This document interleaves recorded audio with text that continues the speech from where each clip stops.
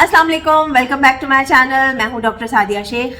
आप लोगों की बहुत ही ज़्यादा रिक्वेस्ट आ रही थी कि रोटी के बगैर तो हम अपना जो है वो मील कंप्लीट नहीं कर सकते, हमें तो बहुत ही ज़्यादा वीकनेस हो जाती है, तो रोटी तो ज़रूर ऐड होनी चाहिए।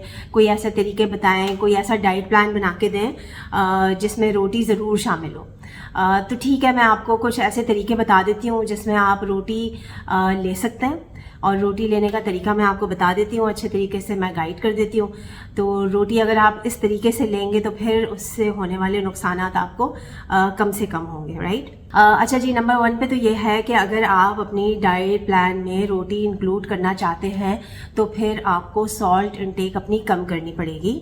और आटे में जो आटा बनाते हैं, आटा जो गूंदते हैं, जो डो बनाते हैं आटे का, उसमें नमक बिल्कुल भी ऐड नहीं करना, ठीक है। उसमें आप क्या ऐड करेंगे, आप उसके अंदर हर्ब्स और स्पाइसेस ऐड कर लीजिए।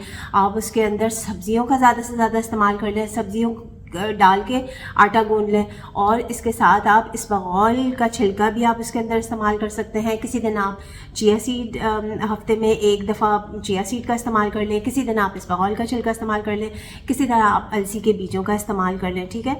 तो इस तरह से आप मल्टीग्रेन आटा होना चाहिए। मल्टीग्रेन आटा आप घर में बना सकते हैं, उसमें बाजरे का आटा डाल लें। लाल आटा आप उसमें ऐड करेंगे, वाइट आटा ऐड नहीं करेंगे। और उसके अंदर आप जो है वो बेसन भी थोड़ा सा ऐड कर सकते हैं, दलिए का पाउडर भी आप ऐड कर सकते हैं, रागी का आटा भी डाल सकते हैं, बाजरा भी डाल सकते हैं। ये सारा आप जो है वो आटा बना के इस तरह से डो बना के आप उसे बना ले रोटी। और रोटी का साइज़ आपका ये जो हाथ का साइज़ है, इतने तक की आपकी रोटी होनी चाहिए, ठीक है। और इस तरीके से मैंने आपको बताया कि आप इसका इस्तेमाल करेंगे। जो बाहर की रोटी और नान होता है उसके अंदर तो इतना उफल्ला, इतना ज़्यादा उसके अंदर सॉल्ट एडेड होता है, बल्कि उसके अंदर सॉल्ट भी एडेड होता है, चीनी भी एडेड होती है, और वो दूध से उसको गूंदा हुआ होता है। इतनी हाई कैलोरी और हाई शुगर और हाई सॉल्ट इनटेक आप कर लेते हैं नान बाहर की रोटियों से और बाहर के नान से। तो अगर आपने रोटी खानी है तो वो वाली रोटी नहीं लेनी है, रोटी को आपने इस तरह से बनाना है जैसे मैं आपको बता रही हूँ, फिर आप उसे ले सकते हैं, ठीक है। अच्छा जी, एक तो तरीका ये हो गया।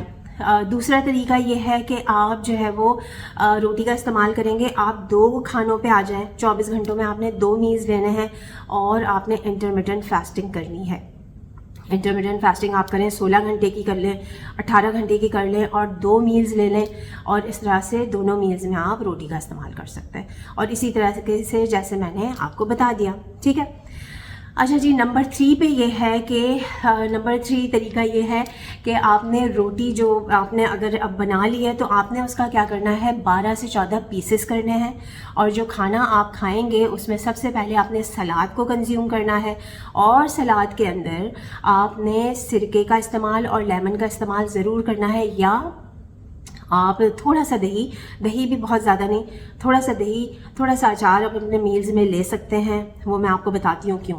और सिरके और लेमन का मैं आपको बता रही हूँ कि जब आप लेंगे अपने मील्स में भी आप स्प्रिंकल करके आप ले सकते हैं। लेमन का इस्तेमाल तो आप अपने खानों में, अपने मील्स में भी आप ऐड कर सकते हैं, ठीक है। अच्छा, जब आप इस तरह से, इस तरीके से खाना खाएंगे, और जब मैंने आपको बताया ना कि 12 से 14 आप रोटी के टुकड़े करेंगे, तो आपने फिर उसको स्लोली चबा के खाना है। पहले सलाद कंज्यूम करना है जैसे मैंने आपको बता दिया, फिर आपने 12 से 14 जो टुकड़े किए हैं उसको थोड़ा थोड़ा आहिस्ता चबा कर खाएं। तो हो सकता है कि, बिल्कुल डेफिनेटली हो सकता है कि रोटी के टुकड़े बच जाएं, ठीक है। तो फिर आप उन टुकड़ों को अलग मील में, जो नेक्स्ट मील है, आप उसके अंदर आप इसे कंज्यूम कर सकते हैं। अच्छा जी, लेमन और सिरका डालने से ये होता है, और प्रोबायोटिक्स के इस्तेमाल से ये होता है कि एक तो खाना बहुत अच्छे तरीके से जज्ब होता है, ठीक है। आपके जो गट के बैक्टीरियाज होते हैं उनको खुराक मिल जाती है, तो वो भी हैप्पी हो जाते हैं और बहुत ज़्यादा फ़ायदा होता है आपको।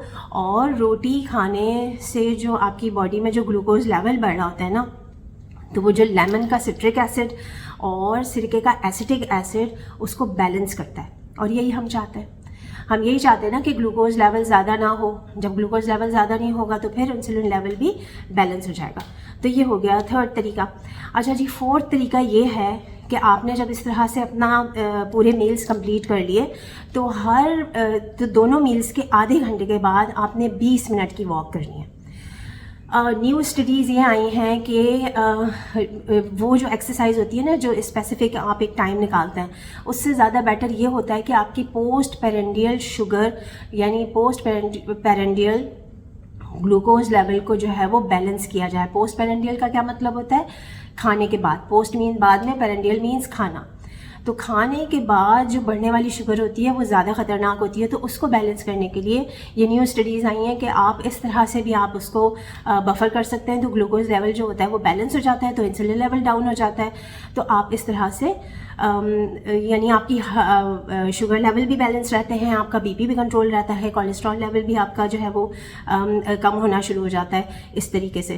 तो इसके मल्टीपल बेनिफिट्स हैं और डायबिटिक्स के लिए भी एक बहुत ज़्यादा ज़बरदस्त किस्म का रूल है एक, ठीक है। तो उनकी शुगर लेवल जो होती है वो बैलेंस रहती है। देखें इंसान कब तक दवाओं पे चलेगा, तो कोशिश ये करें कि दवाओं पे शिफ्ट होने से पहले अपने आप को इस तौर तरीके पे शिफ्ट कर लें। ठीक कह रही हूँ ना मैं? तो आप इन सब चीज़ों के नुकसानात से बच जाएंगे, ठीक है। अच्छा जी, 5th तरीका ये है कि जब आपने खाना खा लिया है, रात का खाना आपने सोने से 3 घंटे पहले खाना है और कोई उस खाने के बाद आपने चाय नहीं लेनी, आपने कॉफ़ी नहीं लेनी, आप ग्रीन टी का आप इस्तेमाल कर सकते हैं। उससे ये होगा कि एक तो कैलोरीज अननेसेसरी आपके कम जाएंगी, आपकी स्लीप बेटर होगी, क्योंकि जो चाय या कॉफ़ी होती है वो इंसोम्निया की प्रॉब्लम करती है, आपकी नींद को डिस्टर्ब करती है, ठीक है, जो हम नहीं चाहते। आपको साउंड स्लीप होनी चाहिए, इस वजह से आप चाय और कॉफ़ी का इस्तेमाल नहीं करेंगे। आप कहवे का इस्तेमाल कर सकते हैं, लेमन जिंजर ऐड कर लें, किसी दिन सिनेमन ऐड कर लें, डिफरेंट किस्म की हर्बल टीज़ आप बना के ले सकते हैं, ठीक है। तो ये 5 तरीके अगर आप जो है वो फॉलो करेंगे तो फिर आप अपने मील्स में रोटी का इस्तेमाल कर सकते हैं, ठीक है। तो आप इसको फॉलो करें और इंशाल्लाह आप रोटी के बगैर भी वैसे आप चल सकते हैं, लेकिन जिन लोगों से रोटी के बगैर नहीं रहा जाता, क्योंकि रोटी ना इसकी ना एडिक्शन होती है रोटी की, तो जिन लोगों को बिल्कुल भी आदत नहीं है तो वो ये तरीके अपनाएं, तो इंशाल्लाह आपको वेट लॉस भी होगा, आपको कॉन्स्टिपेशन भी नहीं होगी और आपका खाना अच्छी तरीके से एब्जॉर्ब भी होगा और आपका ग्लूकोज लेवल भी मेंटेन रहेगा और इंसुलिन लेवल भी मेंटेन रहेगा। Thank you so much for your time. This is doctor Sadia Shaikh signing off. Bye. ऐसी मज़ीद वेट लॉस टिप्स और फूड आइडियाज़ के लिए मेरे इंस्टाग्राम को अभी फॉलो करें।